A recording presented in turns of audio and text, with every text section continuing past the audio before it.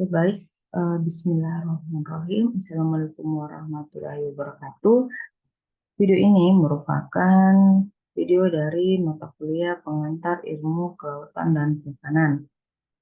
Ya, di mana yang akan saya jelaskan yang pertama adalah untuk pembelajaran, yaitu mata kuliah. Nah, mata kuliah ini adalah pengantar ilmu kelautan dan perikanan. Ya, dosen pengampu saya sendiri, Nurul Eka Widiawati, SPI MSI. Selanjutnya pertemuan ya, yang dimana akan tujuan dari atau goal dari mata kuliah ini yaitu peserta mampu memahami dasar tentang ilmu kelautan dan perikanan. Ya, di mana kompetensi utama yaitu mahasiswa mampu secara mandiri menyusun strategi pembangunan ilmu kelautan dan perikanan. Untuk kompetensi institusionalnya sendiri mampu mengkaji permasalahan dalam bidang perikanan. Nah, sasaran pembelajaran di sini yaitu memahami konsep dasar, prinsip, dan isu global perikanan. Nah, di sini ada angka atau nilai yang akan saya gunakan ya untuk nilai akhir dari mata kuliah ini, yaitu ada nilai A, nilai B, nilai C, nilai D, dan nilai E. Akan tetapi khusus untuk penilaian yang akan saya gunakan adalah saya menggunakan 4 nilai ya. Yang pertama nilai A, nilai B, nilai C, dan nilai E. Jadi nilai D itu saya tidak gunakan. Oke. Yang selanjutnya ya, kita masuk ke penjelasan materi yang sebelumnya telah saya kirim ke LMS ya.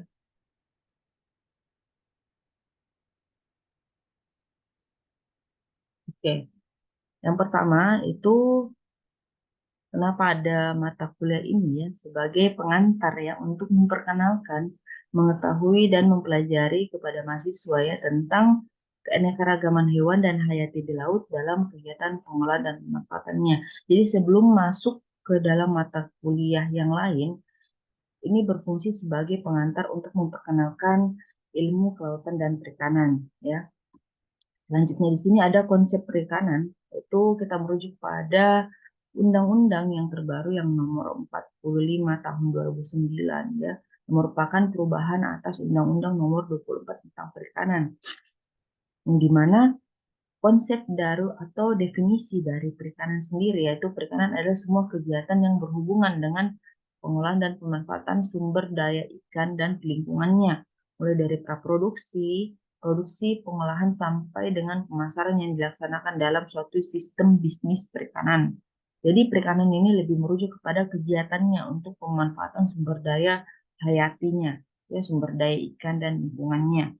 Selanjutnya kita masuk ke konsep ikan sendiri. Di sini ada secara taksonomi dan menurut undang-undang, kalau secara taksonomi kita merujuk pada bentuk ikannya sendiri. Ya. Itu hewan yang punya tulang belakang, bernafas dengan insang, ya, bergerak dengan sirip, berdarah dingin, dan selama hidupnya di dalam air. Nah, yang kita ketahui ikan pada umumnya seperti itu. Nah, ini contohnya sendiri adalah ikan tuna, ikan cakalang, dan ikan tongkol atau sebagainya ya. Jadi bukan hanya 3 jenis ikan ini, tetapi semua jenis ikan yang selama hidupnya di dalam air dan memiliki ciri-ciri seperti ini. Sedangkan untuk menurut undang-undang ya, ikan sendiri adalah segala jenis organisme seluruh atau sebagian dari siklus hidupnya berada di lingkungan perairan. Nah, yang kita ketahui ada yang sebagian, ada yang seluruh hidupnya berada di air, itu antara lain ada rumput laut ya, ada kepiting, itu sebagian ya siklus hidupnya berada di lingkungan perairan, ada plankton, ikan, dan sebagainya. Nah, ini menurut undang-undang sendiri ya, kan. Selanjutnya ini ada kegiatan dari pemanfaatan sumber daya ikan sendiri ya, sumber daya hayati, yaitu adalah penangkapan dan budidaya. Jadi dua ini merupakan kegiatan ya, pemanfaatan sumber daya hayati. Yang pertama kita masuk ke penangkapan ikan. Penangkapan ikan sendiri adalah kegiatan yang bertujuan untuk memperoleh ikan ya di perairan yang tidak dalam keadaan dibudidayakan. Nah, ini ditangkap dengan menggunakan alat. Nah, alat apapun yang untuk menggunakan alat apapun yang digunakan untuk menangkap ikan. Nah, profesi dari penangkap ikan disebut dengan nelayan. Nah, dalam penangkapan ikan sendiri itu kita banyak yang merujuk pada jenis-jenis alat tangkap ya, ada pursen ya, ada pula yang lain, yaitu beberapa jenis untuk menangkap ikan ya. Selanjutnya kita masuk ke budidaya. Nah, budidaya sendiri ini lebih berfokus pada memelihara organisme ya, khususnya ikan pada suatu wadah terkontrol yang dimana ada beberapa jenis ikan yang dibudidayakan, antara lain adalah ada ikan nila, ada ikan bandeng ya, beberapa jenis ikan yang lainnya ya. Eh, itu fokusnya dibudidayakan di tambak atau wadah yang terkontrol. Jadi terkontrol pH-nya ya, salinitasnya terkontrol, semua kualitas atau parameter perairan, fisika, kimia, biologinya itu sangat terkontrol untuk menjaga pertumbuhan ya, agar organisme yang dibudidayakan itu bisa tumbuh dengan baik ya. Nah, selanjutnya setelah dibudidayakan, maka yang dilakukan adalah untuk memanen hasilnya ya. Nah, di mana profesi dari budidaya ikan atau yang melakukan budidaya itu disebut pembudidaya ikan. Selanjutnya di sini ada peranan perikanan. Ya, di sini ada kurang lebih ada 6 peranan perikanan. Yang pertama sebagai sumber lapangan pekerjaan, yang kedua sebagai sumber mata pencaharian, yang ketiga sebagai sumber bahan makanan, yang keempat sumber pendapatan, yang kelima sumber devisa, dan keenam sumber pertahanan. Nah, kita masuk ke pertama ya. Kita bahas yang pertama atau sumber lapangan pekerjaan. Nah, perikanan sendiri merupakan kegiatan yang dimana banyak orang yang terlibat dalam kegiatan tersebut. Nah, salah satu contoh ya yang saya angkat adalah contoh kegiatan atau aktivitas ekonomi ya yang berada di TPI. Nah, bisa dilihat bahwa sangat banyak ya aktivitas ekonomi yang terdapat di TPI. Misalnya yang pertama adalah yang berprofesinya ya, yang berprofesi sebagai penangkap ikan itu adalah nelayan sendiri. Selanjutnya di dalam nelayan ya, ada struktur yaitu yang pertama ada sebagai ABK ya, ada sebagai punggawa. Nah, itu merujuk pada sumber lapangan pekerjaan. Selanjutnya ada yang menjual ikan ya. Nah, itu sebagai sumber lapangan pekerjaan. Selanjutnya ada yang menawarkan jasa untuk membersihkan ikan. Nah, itu juga sebagai sumber lapangan pekerjaan. Tukang parkir ya.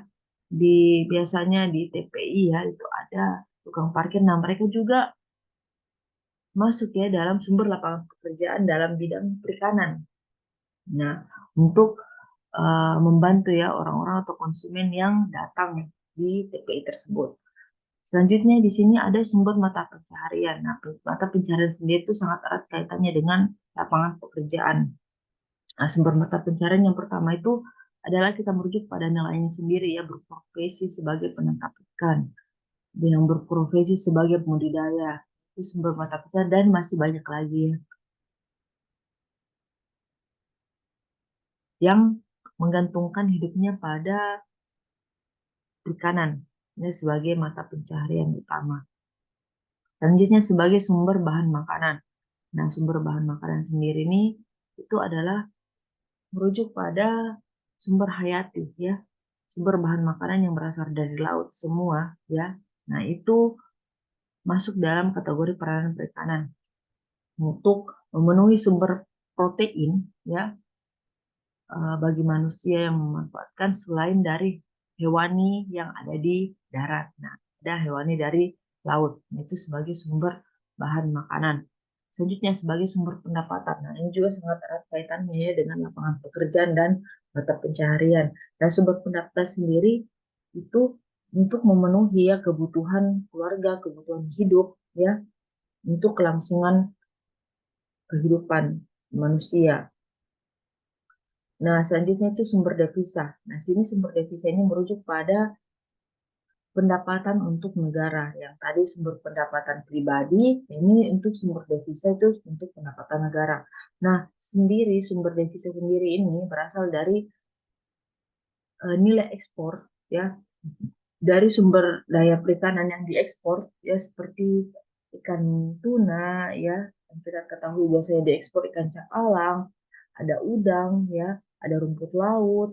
Nah, itu semua jikalau diekspor ya itu akan menambah sumber devisa negara atau menambah pendapatan negara. Nah, itu peranan perikanan. Selanjutnya itu sumber pertahanan. Nah, di sini sumber pertahanan sendiri itu merujuk pada sumber pertahanan pangan dari sumber daya hayati laut. Nah, di mana di sini peran perikanan sendiri yaitu untuk mempertahankan ya sumber daya hayati untuk memenuhi kebutuhan sehari-hari atau kebutuhan hidup konsumen yang mengkonsumsi pangan tersebut ya. Jadi peran perikanan ini sangat-sangat penting ya untuk kelangsungan kehidupan manusia yang terjun maupun yang mengkonsumsi ya sebagai konsumen, kita sebagai konsumen ya itu sangat erat kaitannya dengan kegiatan dari yang dilaksanakan itu kegiatan perikanan. Selanjutnya sini ada tujuan pembangunan perikanan. Yang pertama itu meningkatkan produksi, meningkatkan pendapatan, meningkatkan kesejahteraan dan menjaga kelestarian. Nah, di sini tujuan pembangunan perikanan itu meningkatkan produksi. Meningkatkan produksi ini untuk memenuhi kebutuhan hidup yang dari itu meningkatkan produksi itu dari kegiatan penangkapan sendiri ya, yang dimana para nelayan ya atau orang yang beroperasi dalam kegiatan perikanan itu untuk memenuhi kebutuhan hidup. Ya, selanjutnya ini meningkatkan pendapatan. Nah, situ dari kegiatan perikanan sendiri yaitu untuk merujuk pada peningkatan pendapatan yang dimana ya dalam kegiatan produksi itu menghasilkan atau dari kegiatan produksi itu dilakukan pemasaran. Nah, di mana dari hasil pemasaran ini dapat meningkatkan pendapatan. Ya, ini contoh hal kecil ya saya terapkan di dalam bidang penangkapan yaitu peningkatan produksi dengan melakukan alat tangkap yang canggih ya untuk mm, meningkatkan produksi hasil tangkapan ikan ya, yang dimana untuk meningkatkan pendapatan nelayan tersebut. Nah, selanjutnya untuk dari pendapatan sendiri ini sangat erat kaitannya dengan tingkat kesejahteraan. Nah, di mana kalau misalnya ya hasil jual yang diperoleh dari hasil penangkapan itu nilainya tinggi atau hasil produksinya itu tinggi, maka otomatis pendapatan yang diperoleh itu adalah tinggi. Nah, kalau tinggi ya pendapatan yang diperoleh yaitu merujuk pada tingkat kesejahteraan dari sisi ekonomi. Jadi kita merujuk pada nilai ekonomi dari sumber pendapatan sendiri. Yang selanjutnya yang keempat itu menjaga kelestarian. Nah, ini biasanya yang dalam contoh kasus perikanan sendiri itu meningkatkan produksi akan tetapi tidak melihat tingkat kelestarian.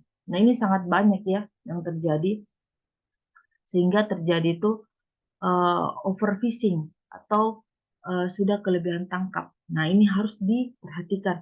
Meskipun tujuan utamanya ya pembangunan perikanan itu untuk meningkatkan produksi, akan tetapi harus tetap memperhatikan tingkat kelestarian dari organisme yang ditangkap. Nah, maka dari itu dibutuhkan pengelolaan yang tepat ya dalam meningkatkan produksi perikanan. Oke, mungkin itu penjelasan dari saya ya. Kurang lebihnya saya mohon maaf. Silahkan untuk referensi, silahkan dibaca atau dicari di Google ya beberapa referensi yang terkait dari untuk tujuan perikanan sendiri. Sekian dan terima kasih. Assalamualaikum warahmatullahi wabarakatuh.